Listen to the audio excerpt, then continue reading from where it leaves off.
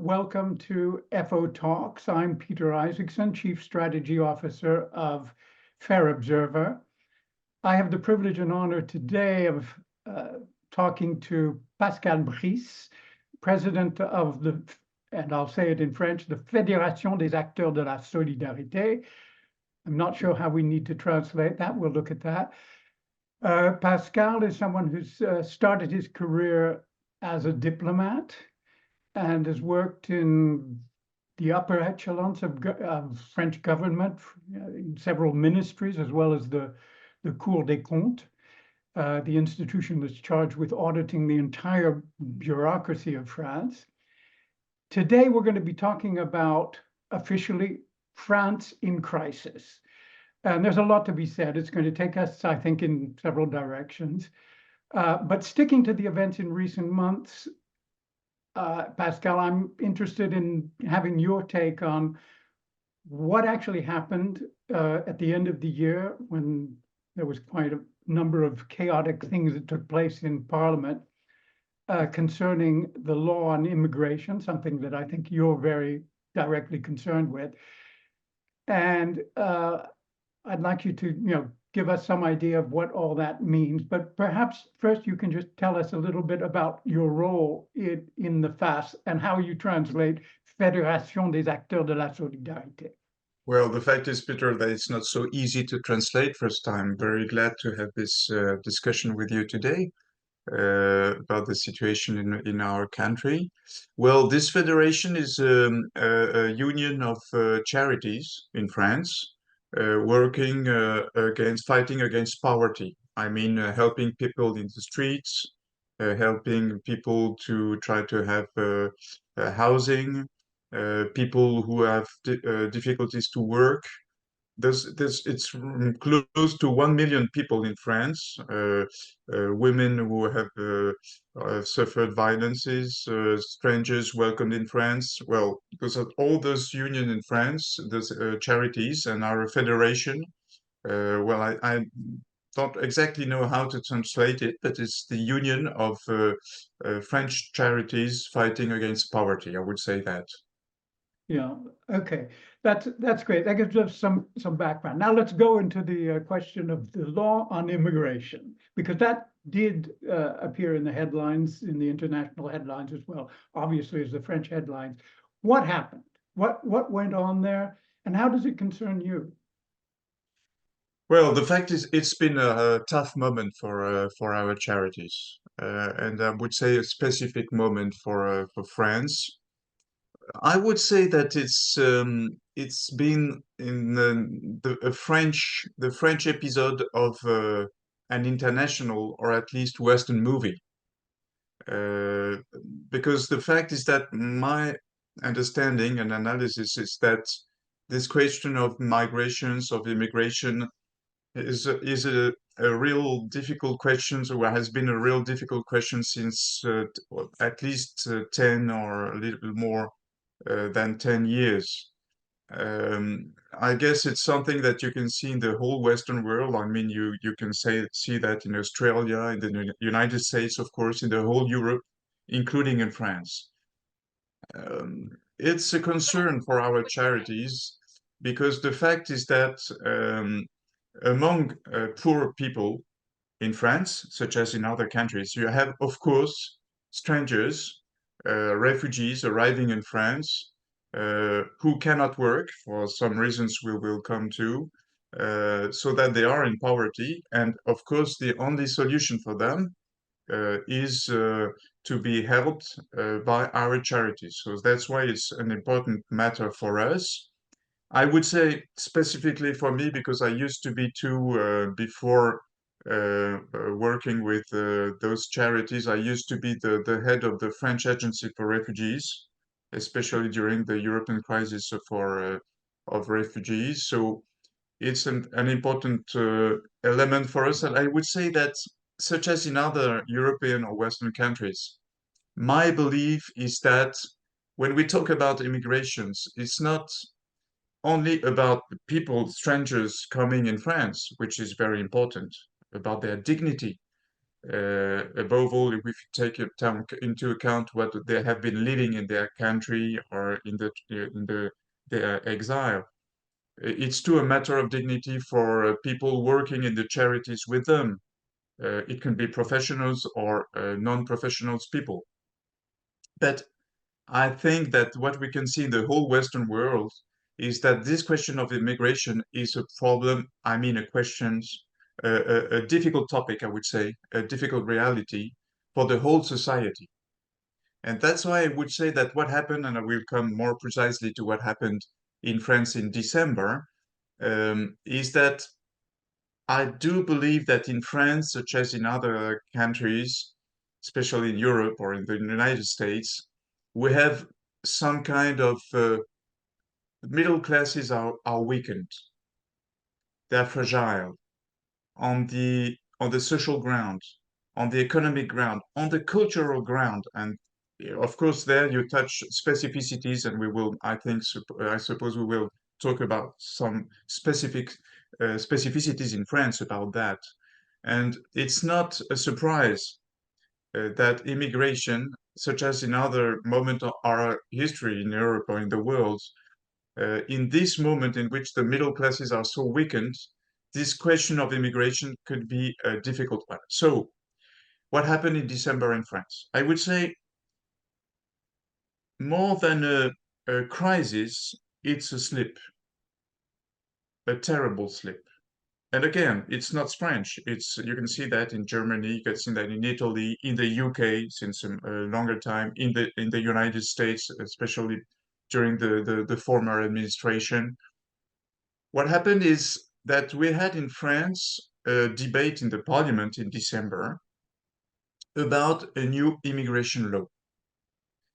Could have been the same kind of debate we've been having during the 30 or past years about immigration, because the fact is that if you take immigration policies have changed in France at the beginning of the 80s, at the moment of the kind of first economic crisis. And then France began to reduce the level of immigration in the country.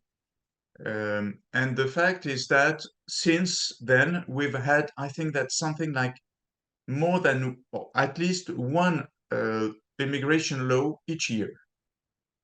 I would say always the same kind of law, sometimes a little useful, but mostly unuseful laws such as in the whole Europe, with one goal, trying to make people not come in Europe or in France. I would say making the bureaucracy so hard, so tough, that people would not come, which is, in my mind, a complete illusion, because it's not because you have to wait so much time in France outside the French administrations that you won't come from Africa or from Afghanistan or somewhere else. But the fact is that we've been having many laws of that kind. But then we have been facing in December something else. First, we had a project. The government proposed a law which was not so different from the previous laws I was talking about. I would say in some aspects, there was something very useful in this law, which was the opening of possibilities to work for strangers in France, in specific economic sectors, because the reality, as you know, it's like that in the whole OECD.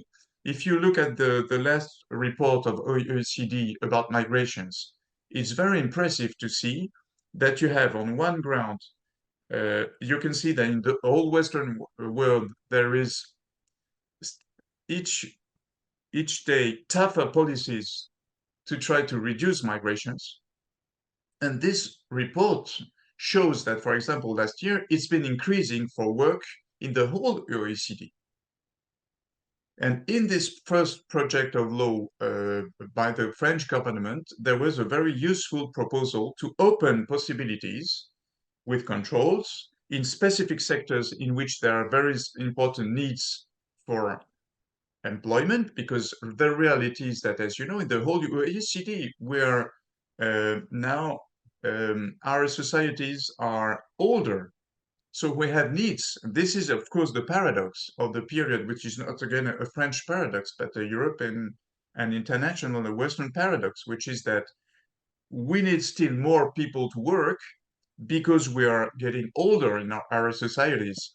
But it's so we need migrations, especially for work. But it's very hard because, again, we have middle classes, popular classes, which are weakened on many grounds. So there was this very useful proposal. But then we had a debate.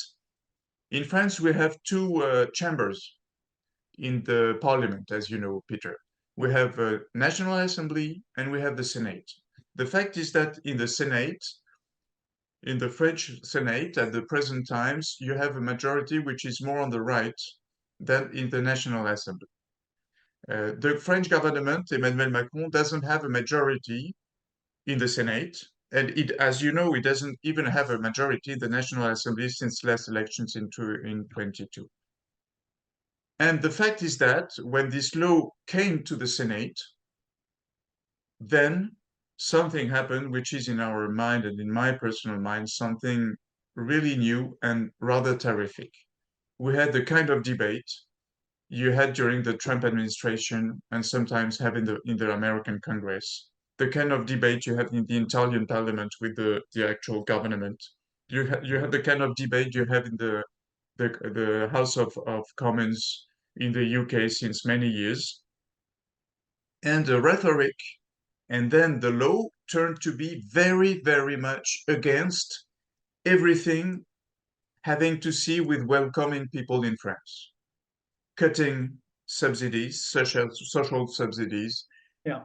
getting rid of this part of the government project, which was opening possibilities to work. The Senate got rid of all that. And you had a debate in the Senate, which has been very tough with a kind of music, bad music in my mind, saying, well, immigration in France, we have to reduce it and more. Integration is not any more possible. And then after that, the government could have said, well, we stop with that. But this didn't happen. The fact is that the government decided to find an agreement with the Senate on the basis of what the Senate had been voting, without the elements of the law about opening some kind of working possibilities in subsectors of the economy. And this has been voting by the majority of the parliament, the right party, the Macron party, Renaissance, and the extreme right. And all this, I must add that the left parties in France, in my mind, have had an attitude which has not been useful. Instead of trying to make pressure on the government to try to come back to the initial proposal of the government, including with those possibilities to have more possibilities to work in France, the left decided not to discuss. And at the end of that, we have now a law. We had a law voted by the parliament, which was, again, something else than all the laws we had in the past. Something very tough, very closed. And then, as you know, the last part of the story at this stage is that the Conseil constitutionnel, the Supreme Court, the French Supreme Court, decided to split most of this law, but mostly for procedures reasons, not because of non-conformity to the French Constitution, but because of problems of conformity. Which means that now, if you take the situation now, what do we have?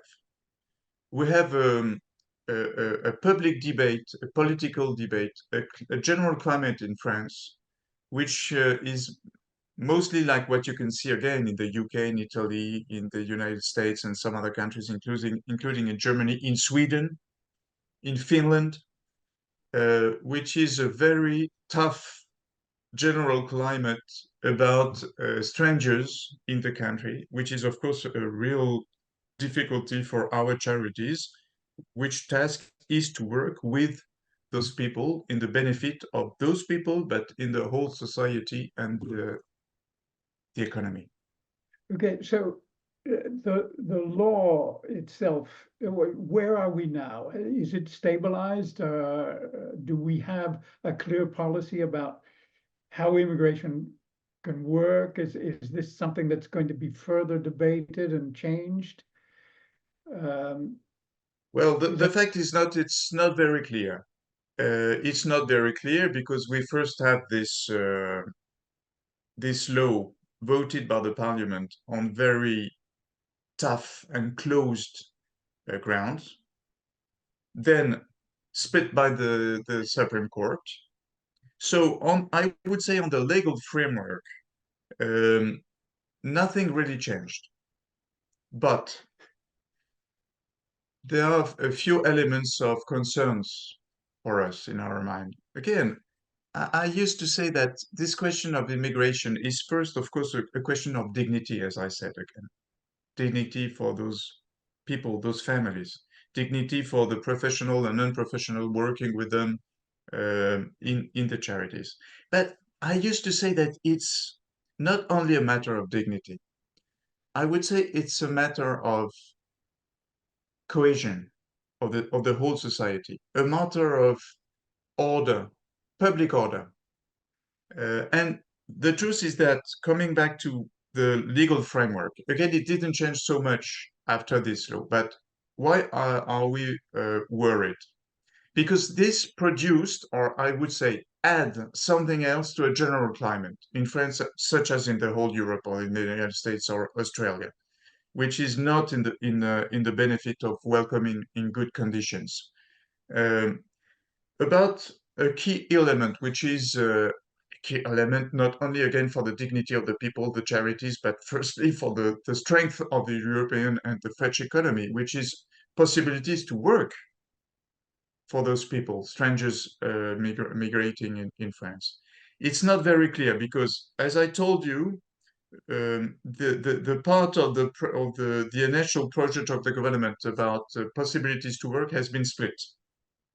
And then you have what you used to have in France, but such as in other countries, I would say an instruction by the French government, a directive of the French government to his préfet, his representative in the whole country, to see each demand of each people to see if maybe they could work in those sectors in which there are economic needs from the enterprise. So we don't know at this stage. I do hope and I do think and I do believe and I want to believe that the government on this basis will be able to do what is useful again for people, but for the French economy too, such as in Italy, in Spain, in Germany, in many countries, which is to regularize, to give a legal status to people who can work for our economy. But as you can see, I don't really know where we are going to.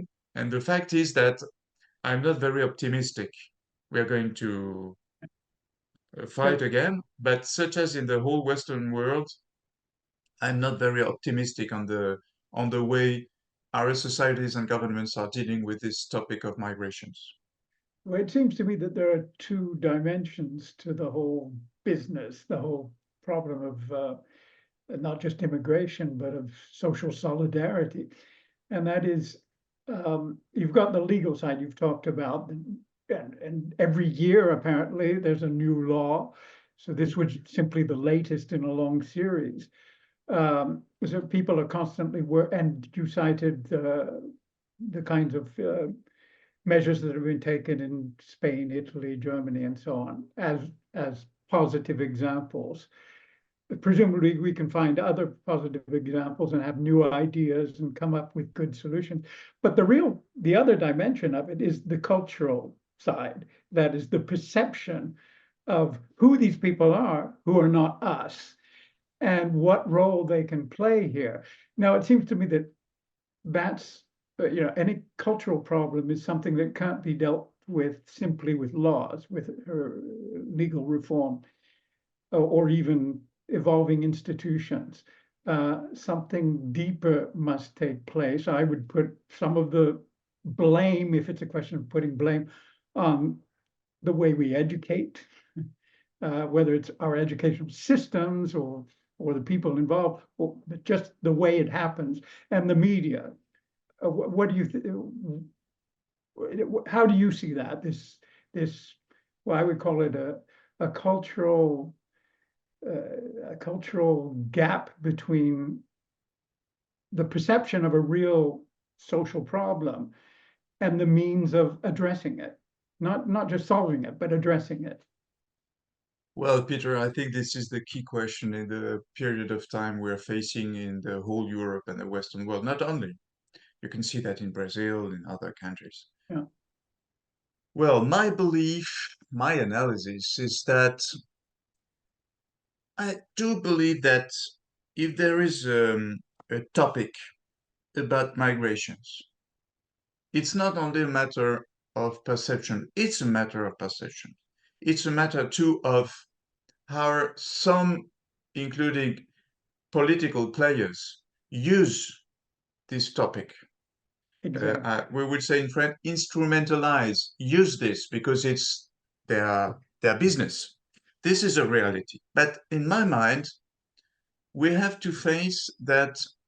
That's the way I see that. Again, it's not specially French, but with French specificities we will come to, I guess. Because, of course, each country has its cultural specificities in the very global sense of this notion, as you mentioned it.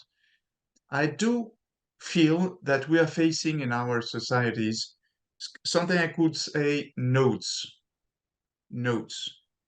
um, especially on migrations, but not only. You have this again, for example, on ecological transformation.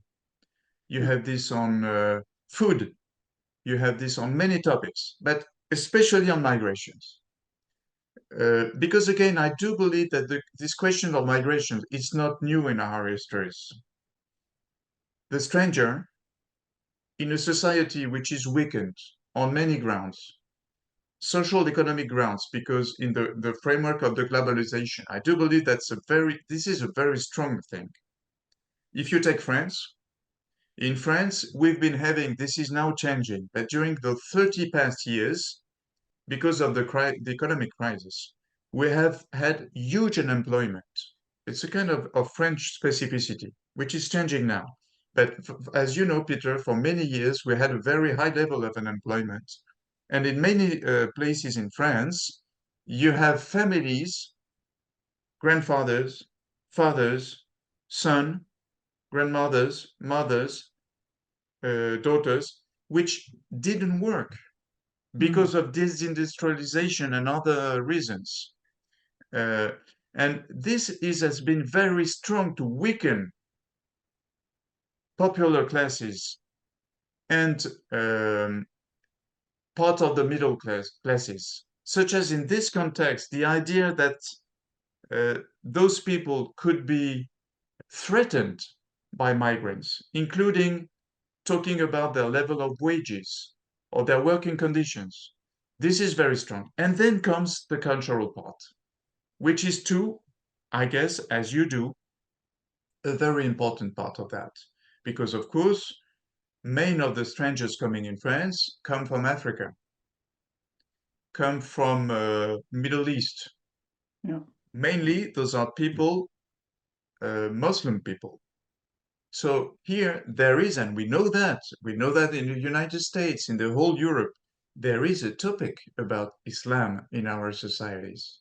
And this is a very complex thing, which has to do with cultural difficulties. So in my mind, if you take the European societies, but the American too, again with some specificities I will come to, especially in France. When you have a more important migration in France and a very important change in migration, as you know, Peter, France has been since always an immigration country. Yeah. Contrary to Italy, to Spain, But such as the US, we have always been and we are an immigration country. But there is a change since 30 years, which is that we have a migration coming from African and Middle East countries, mostly Muslim people, who came during the 50, the 60, beginning of the 70s to work after the Second World War in France to rebuild the country. They first came, as you know, as there were men coming to work without the families. Yeah. And then came the families, of course, because it's a fundamental right to have your family with you. And this is why, Hasn't that right now been called into question? uh, well, the government tries to, Reunification. Yeah. in the debate, in the migration debate in December, you had this aspect, and the government tries to, but they won't be able to do it because there are very, as you know, strong commitments in the French Constitution, European commitments, international commitments, which protects that. But we have to face that. I take you an example, Peter. France is the country in the whole OECD where stranger women have the lower level of work. And I always Lower in terms of of part pay, of part of rate. part of the percentage of the rate of those stranger women in France working. Yeah. And this is very important for them, for the economy, but too for the integration of those women and the families. We know that. So instead of trying to imagine new laws which are non-constitutional, we should try in France, such as in other countries, to work so that those women can work more. This is a parenthesis. If I come back to the question of Islam, Islam is now, which was not the case 30 years ago, the religion of many French people, visible in the public space, which is wonderful. Yeah. Including if you take the long history of France and the long history of contact, such as colony power with Muslim countries. It's a beautiful thing, but it can be sometimes difficult because it's a change, again, in the situation of a global society which is changing and weakened on many grounds, especially when you have the moment of the history of the Islam in the world, with a part of integrist movements in France, such as in other countries. So if you add all this, you cannot be surprised that you have a node around this question of migration. I think this is very natural. So Yeah. that's what we have to work on, and that's why I do believe, as you do, that talking about migration in France, such as in other countries, we have a topic about a social topic, an economic topic, a cultural topic. Yes, I think this whole question of differing religions, the perception of differing origins, and a lot of it is exaggerated. And here's where I blame, obviously, the political class who try to make hay of that. They try to exploit it to make people fearful and vote for them.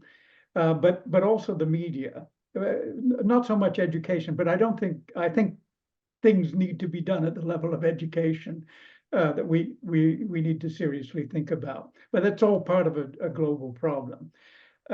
What I find interesting in what you're saying, and I'm going to ask you for your commentary on this, is that what you mention is the problem of exactly the name of your organization, which is solidarity. Solidarity is an emotion, it's a perception, it's not legal, it's not something that's determined by law, it's something that requires something we call empathy. And it is a real concept, and one that has always existed, I think, or it's been given a lot of emphasis in French culture and you find it in just the fraternité, which is Brotherhood, that's right. Sisterhood, which is part of your slogan, that's the right. national slogan. So um, it seems to me that there's a question of how you instill or how you return to an appreciation of the notion of solidarity. And because that's what your organization is dedicated to, how do you approach that? Well, the fact is that the situation we try to describe about migration, the fact that we have a weakened society, especially part of the middle classes which are weakened. This is a reality you can see with the whole question of solidarity, brotherhood, sisterhood. As you mentioned, this is part of our very fundamental liberté, égalité, fraternité. This is France, and it's very key for us.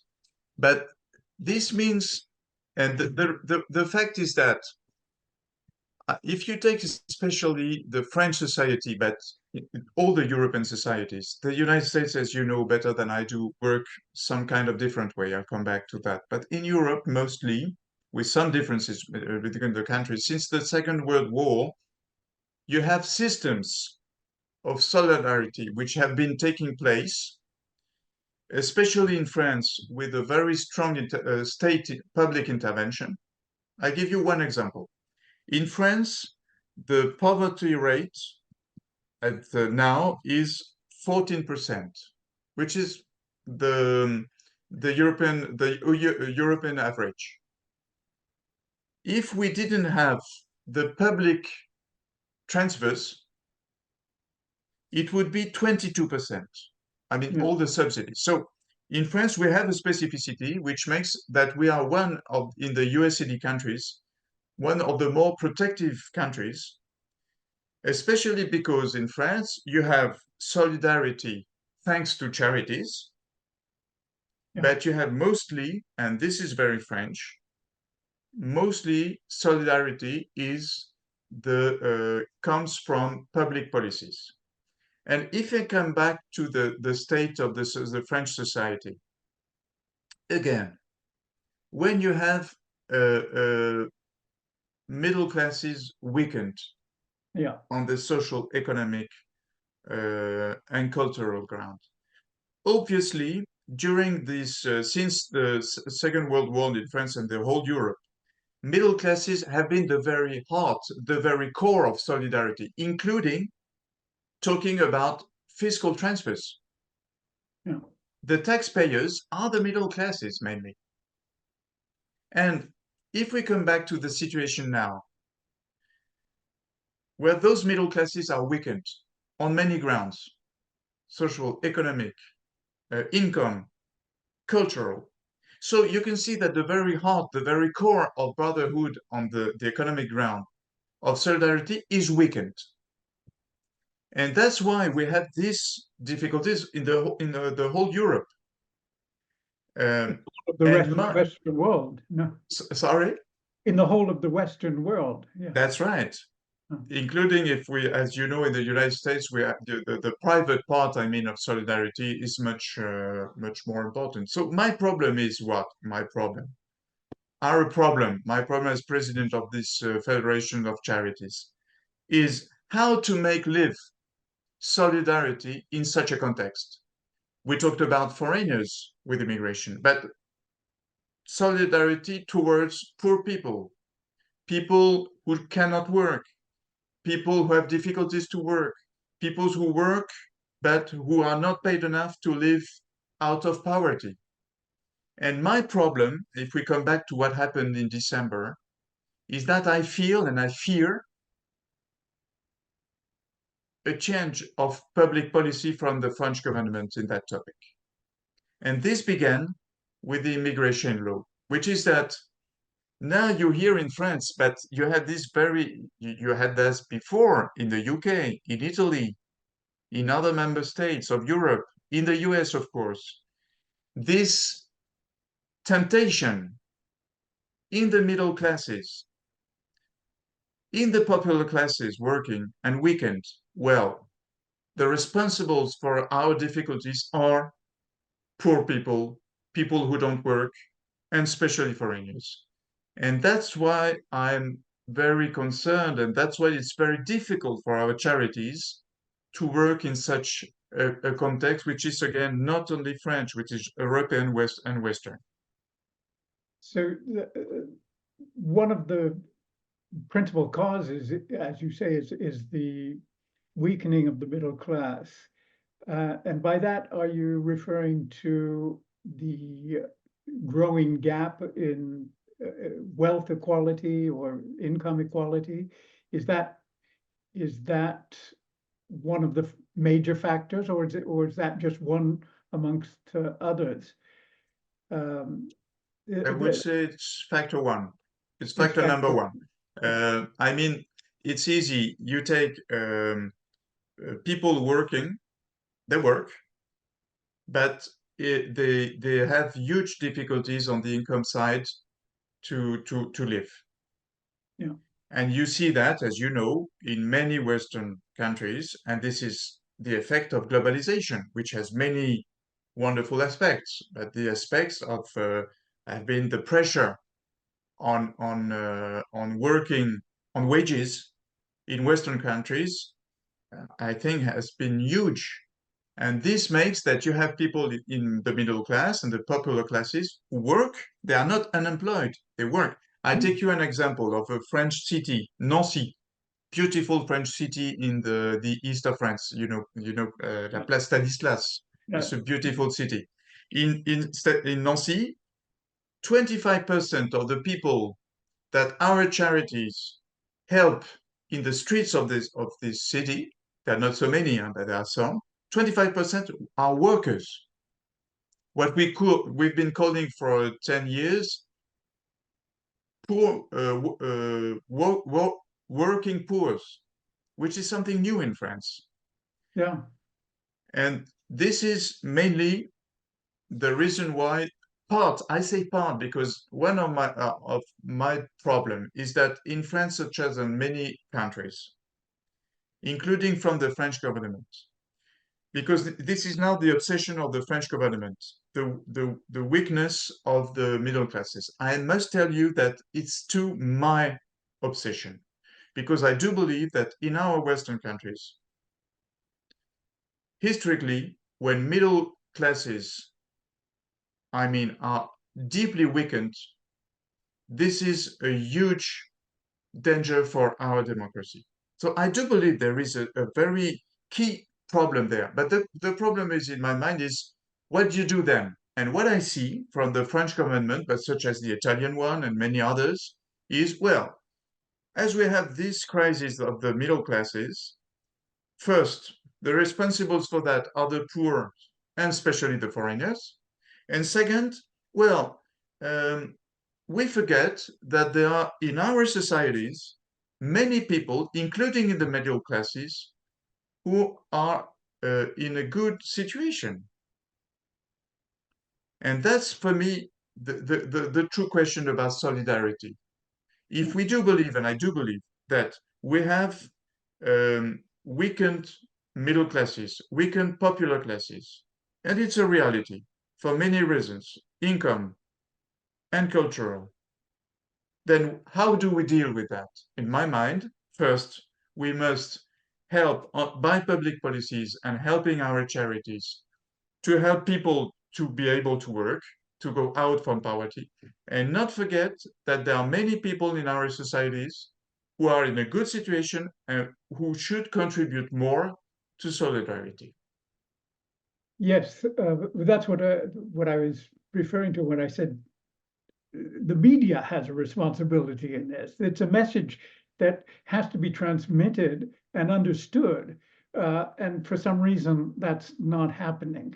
But I'm going to shift gears a little bit and move to the geopolitical situation. You began your career as a diplomat, so you're fully aware of all the things that are going on. Obviously, I think in terms of immigration, the major thing that we've been experience. You mentioned the immigrants from Africa, which and North Africa, which initially was the result of the end of colonization. So it was a natural movement, which every colonial European nation has experienced. And that is an interesting cultural problem in itself. People who were part of us as a political entity and who are no longer part of us, are they still part of us? But then what you've had, and this is what your experience, I think, and I'd like to hear what you have to say about it, is that over the last 25 years, with especially American military policy in the Middle East and North Africa, and French as well, with Libya in particular, you've had these massive waves of immigration that have nothing to do with colonialism or the colonial tradition. And now we're seeing, we have new wars going on now. Doesn't that complicate the thing? Doesn't that the whole business of understanding and creating some sort of empathy? That it's an aggravating factor, I should think. It is, and the feeling I have, I don't know if you feel that way, Peter, but I do believe that in our Western societies, people are, in French we say bousculé, moved. I mean, you see, Yeah. there are so many changes, globalization and pressure on wages, Islam, migrations, and And we now know artificial intelligence. that's right. And of course, ecological changes. And we know that part of the explanation of all that, I mean, not ecological situation, is the changes at the international level, which is that the Western world is not as dominant as it used to be, and especially Europe is not as dominant as it used to be. And globalization has changed very deeply all that, and we see that now. And this is part of the notes and the part of what people, especially in France, but not only have in mind, especially with the Russian aggression against Ukraine. You have a general climate there, which is very threatened. So the fact is that when we talk about the geopolitical political aspects from the French perspective, we come to the French specificities in the Western crisis. I would say that we have some specificities in France, which is, we talked a little about that, about solidarity. In France, we have an important state. As you know, state in France, in our history, this is monarchy, this is the French Revolution, the French Republic. There is a centralization. The state is something very important. The second element, which is a specificity in France to understand the situation in which we are now on many topics, is that we have this colonialist history you were talking about, which is very important because it's part of our view on the world. Yeah. And because it's part of, as you said, of our social reality, which is something very, very positive, but which is not always easy to deal with. And the French society has changed very much. And then you have a difference between the social reality, which is very rich, very mixed, and the perception that people have. But again, those are changes which are not easy for everybody in the French society. And you have another French specificity that you know well, Peter, because you know well France, including with the sometimes kind of arrogance we can have as French people. You know that we French people do believe that we have a vision of the world since the French Revolution.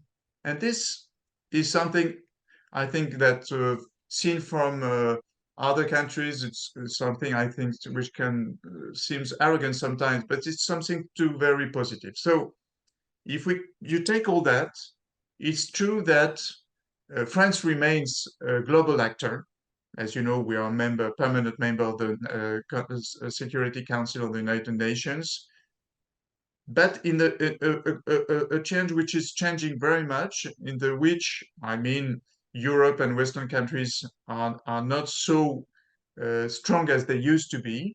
And this is part two of the difficulties of our country to find a good place to be in a moment in which we have to face very important questions. We talked about migrations, especially coming from former colonies. But for me, the main question is the question of Russia, of the Russian threat in Europe, in the whole world, and the way we have to defend democracy in this context.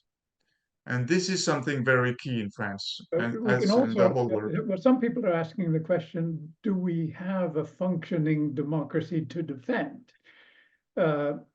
Because obviously we have elections, we have political parties, we have all the rituals of politics. But a lot, yeah, can we really say as a country and as a part, let's say, part of Europe, obviously, Europe is part. It's an ambiguous part of French identity today. That itself is a question: is how European is any European country, and France in particular. And then there's the question of the West. So, given all those questions of identity, and the fact that we identify that with democracy, isn't there a lot of ambiguity about the idea that we can represent a cause that can be called democracy, and that we should be constantly obsessed by the threats to it, whereas the threats may be internal? That's what we're seeing in the US. I have two nationalities, French and US. And I was totally shocked, but not surprised by Trump's election in 2016. That seemed to me that totally contradictory with all the ideas we had of democracy. And now Trump is likely to be elected again. And we've seen what that means.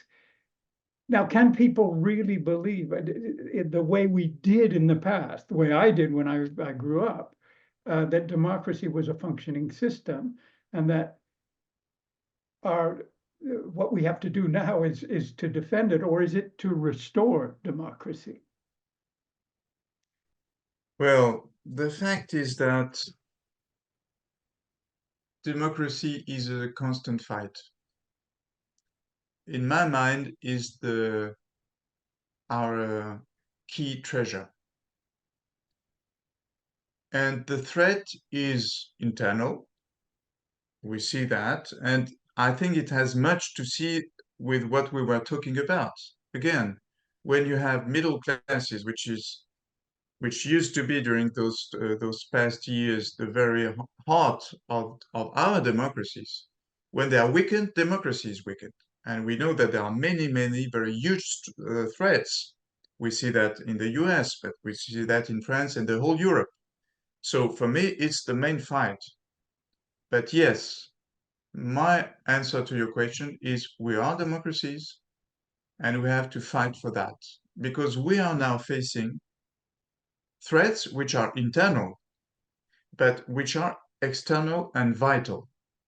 And I do believe, and I'm very proud of Europe, and I'm very happy to have seen the US being so present to face the Russian invasion of Ukraine. And this, in my mind, and this is my answer to your question, yes, we are democracies. Yeah, we are weakened democracies. Yes, our first task is to defend democracy in our countries. But in my mind, we are facing countries, powers, which are constantly explicitly fighting against democracy. This is the way I see it. Yes. And I do believe this is very key. I'm just about to finish this book, you may know, Emmanuel Todd, who takes a different has a different take on all that.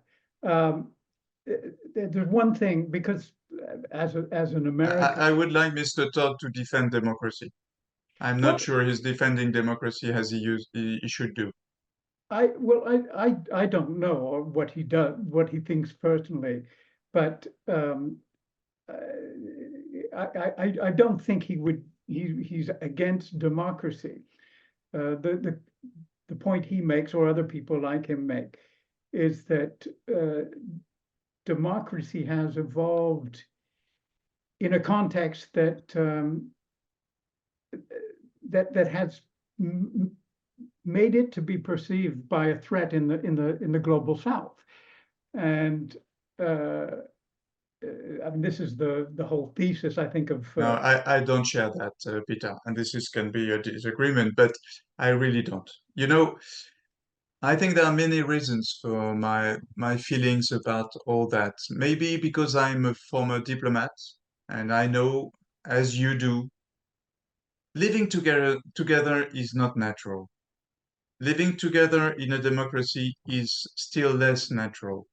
Maybe is it because of my personal familial history, which is that, I will always remember my grandmother showing me in Berlin those pictures of little girls who disappeared in the Shoah. So I think that there is something very strong for me, which is that there is nothing stronger than democracy. I do believe that, I'm French, I know the French history. I'm very proud of French history. And I know that there are moments in our histories that I'm not proud of, such as in other countries. We've been a colonial power. I'm very proud of all those French people who were a minority, who've been fighting against that with an immense courage. But we are democracies. And I think that there is a kind of relativism, which is a problem in my mind. The global South. Who can believe that the global South will find a way out of democracy?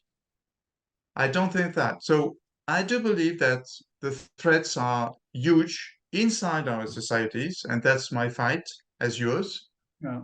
But I do believe that we must be very clear on the fact that talking about Russia, talking about China, we are facing systems which are explicitly enemies of democracy. And I would like the South to be clearer about that. I push back on that, because I think it's wrong to say they are not democracies. That's clear. And I totally agree with you personally. I would like to live in a democracy. And one of the things I like about living in a democracy is that I have a voice, and that I can do something and feel that I'm doing something, possibly to make it more viable and more convivial for everyone who lives there. So that's an important aspect of life for me, and the values we have. I can understand, however, that other nations, for historical reasons and cultural reasons, are not democracies. In fact, I mean, democracy is a very recent development in the West, isn't it? The US was the first national democracy. You had Athens, which was a city, but the first national democracy was the US. And then so we've all adopted the features of democracy. But I still raise the question that I think Emmanuel Todd and others would agree with, is that we don't know what we're doing with our democracies, and we're not applying them we're not necessarily applying them in a democratic way. When we talked about inequality of income and wealth, that's a democratic question as well. There must be ways of creating the kind of solidarity that means that the wealth that we have collectively is somehow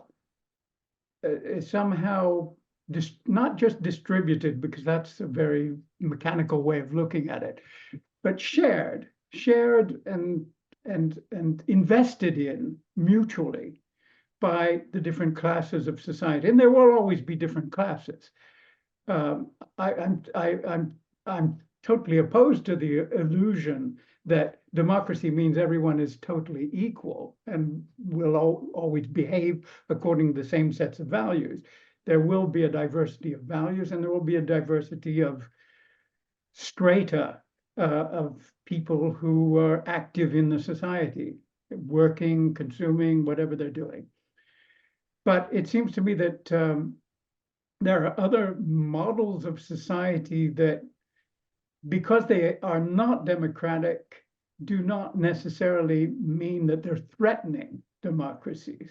If we took care of our democracies, we would feel a lot less threat from those who are not democracies. So I'm very skeptical about. I don't share the end of your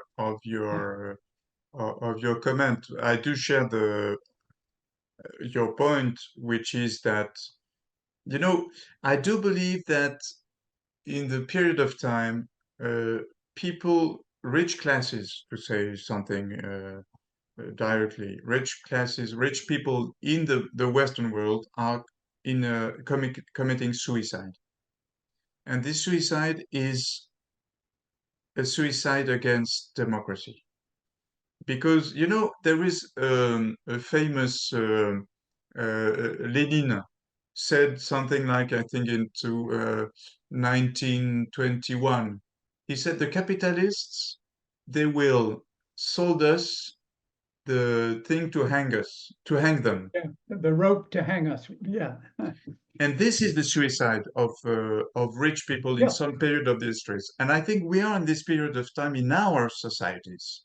So I do believe, as you do, Peter, that democracy cannot survive to inequalities. That's the very key reason of my fight for solidarity, which is dignity and democracy.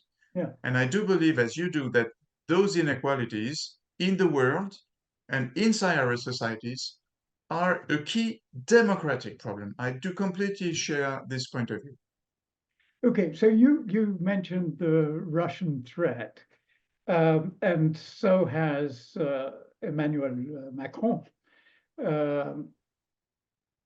What what is your reaction to his suggestion that there may be French troops or European troops on the ground in Ukraine? Well, as you know, I think, as I understand, that the president wanted to show our common determination. And that's it. I think it's a good thing. But it doesn't seem very common these days. Well, you know, things change, you know.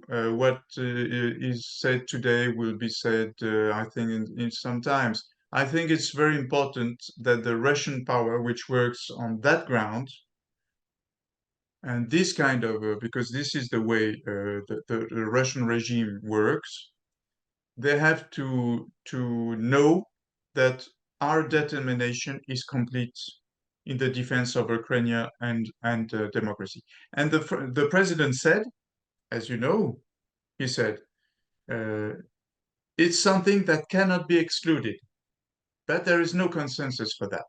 That's all. Yes. So Yeah. it just Yeah. means It's that a call for we will consensus. do what will be necessary to defend Ukraine and democracy. And I do believe that it's a good thing. Actually, I read that in a broader context of Macron's commitment, which has long been the case, to creating an autonomous European defense system or security system. And that, to me, makes a lot of sense. But the fact that you have to speak, you have to present it in terms that sound like brinkmanship, that sound like an invitation to begin World War III and a nuclear holocaust, it seems to me an abuse of language and possibly an abuse of democracy itself. The question, and I think we'll have to end this pretty quickly, but the question about the cause in Ukraine, it would make a lot more sense to me if I knew what it meant to defend Ukraine. Does it mean to take back all the territory the Russians have had, or does it mean to find some kind of agreement whereby peace can be established, whatever the terms of that peace are? You know, it's the country which has been invaded which has to decide. Yes, but it's a complex. I mean, it was a country that's been in a civil war for the last 10 years. So, Yes, but I do believe, you know, as a former director of the French Agency for Refugees, I have, it's been a long time that have been having no doubts about Putin and his regime. And I was very, you know, I remember very well when I was in Lebanon, welcoming Syrian people going away from Aleppo under Russian bombs. I remember very well all those Chechenian people in France whose fathers had to flee Grozny, completely destroyed. So I personally know, and I do believe that we've been waiting too long in the Western world to understand what this regime was. Now we understand it. Now there is a direct aggression to a democratic country, to a European country, to a free country. So we have to do what we have to do, and we have to. I'm very glad. It has been a good surprise for in my mind to see the European helping Ukraine that way, and it will be up to Ukraine to decide uh, at which moment they will negotiate.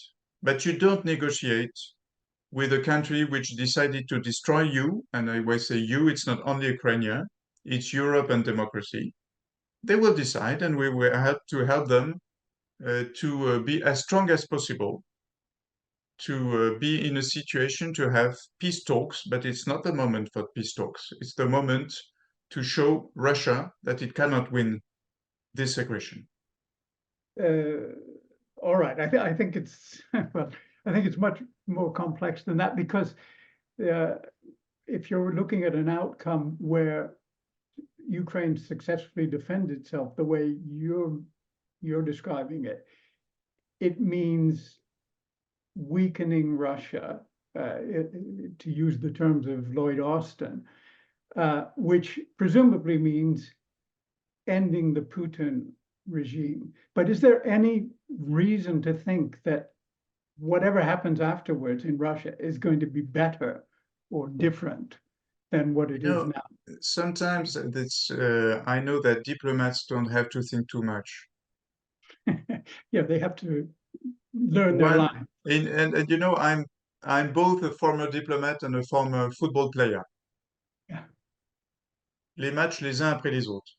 But there is a very specific goal. So first we have to show Russia and not Russia, the Putin regime, because we have to be here with all, you know, I suppose you have read those letters between Navalny and Sharansky. No, I haven't. Please do, Peter. It's much more interesting than Todd, if I can say that. It's Okay. beautiful. It's beautiful. You know, if you want to find good reasons not to leave any inch against all those forces, inside and outside, against democracy, read that, and it's beautiful. So we have to show to this power, to this Russian power, that they cannot win. Well, And you were talking about the nuclear threat. The first and the only one who used this threat is Putin. well, as an American, I can say, I'm the only country that's ever used it against, actually used it against civilian populations. So I have also, I grew up during the Cold War, and my personal life was somewhat traumatized by the Vietnam War.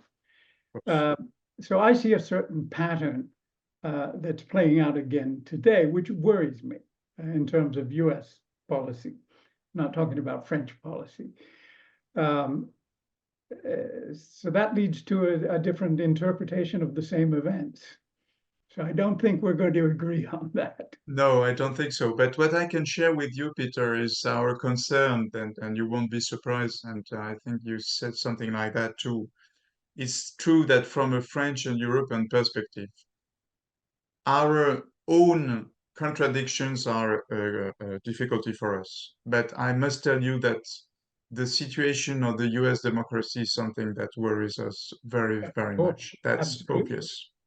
And you have right to say that in French positions about foreign policies, this is a very key aspect, and including with the aspect you mentioned very truly, which is the necessity in our mind to have a Europe common defense, because we don't know what's going to happen with our To me, that's American. the key to everything. And I think, I may be wrong, but I think the Russians or Putin would have been, but that's speculation. He would have been reasonably happy had Europe actually created some kind of system in which there was a conversation with Russia as well. Peter, I'm sorry to tell you that Yeah, you don't believe. no, really, I think we know who Putin is, really. And discussing with Putin, I let you do that, but I think that we know, and I'm part of people who have been knowing that. You know, I'm a very good friend of Jonathan Little. As you know, he's a French writer. He knows very well, and he told me that he said, Putin is the Soviet Union. C'est le KGB. And this is the people we are facing now, and we are going, they won't win this war. They won't win it. It's impossible. Well, a lot of people say the opposite. They've already won it, but I won't get into that debate. No, we won't be The slaves, only thing I would Peter. say is I'm part of the people who will never accept to be slaves. where I really disagree with you and a lot of other people is that I don't think focusing on one person, even though they're the leader, and that even concerns Trump, who is a real odd case. I don't believe that one person defines a nation. The nation defines the person who's running it. And if it's Putin today, it'll be somebody, if it's no longer Putin tomorrow, it'll be somebody else who would probably do something very similar because he expresses the nature of the Russian system in its position on the world map today. And Right, but it's not a reason to accept it, but I don't think it's you not a do. reason to accept it, and but it's not a reason to go to war with it either. So They went to war, Peter. We didn't go to war. they didn't I, go to war with Europe. They went to war with Ukraine. yes, and I do believe that Ukraine is us. But that's a big question. Okay, so at least we know what we disagree about. I think we agree on Yeah, at the human level. of course, Peter. Okay, it was great speaking with you, It's a Pascal. pleasure. Really, thank you very much for your time, and really, thank you very much It indeed. was a really open conversation. Yeah, So that's great. yeah, We need that those times. We need that. Thank you very exactly. That much. is exactly what we do, and that is democracy. Yeah, of course, of course. It's a pleasure, Okay, Peter. on that optimistic note, we'll Yeah, close this discussion. I thank you again, and thank I you hope very much to you, Peter. Take care. take care. You too. Bye. Bye bye. Join the conversation at Fair Observer and subscribe to our YouTube channel.